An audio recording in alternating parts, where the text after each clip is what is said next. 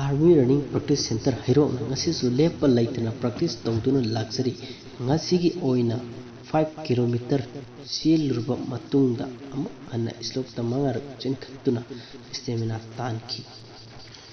awaba kaya khangduna makoisu honadaba yade haiduna kan chenkhatki makoina handak chatkaduriba Assam Rifle Recruitment asida mai paknaba amadi miyamda pangan thawna oinaba nungsijarba parja miyamgi mafamda mangan asiba nijari karigumba channel asigi video thagatpada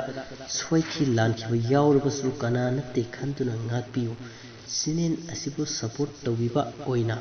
like tawbiramu comment tawbiramu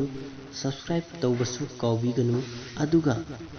adogi naknaba marup singda share tawbasu kawbiganu mayambu amuka hana thagatjari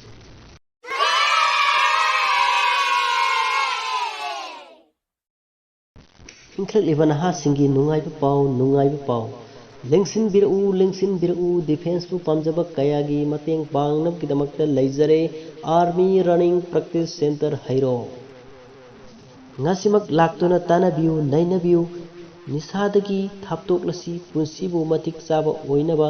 honaminasi khoi punamakna adongi isa isu singna apalamda army recruitment chatpakidamak akiba awaba pakhatpa laibiraganu adongi isa isu singbu lamjing lamtak nugidamak leijare army running practice center hairo mayamgi yaifanabgidamak army running practice center hairo na gari amadi hotel arrangement tawduna leijare lengsin biru akupa maron gidamak makhada pijirba mobile number asida contact tawbiraku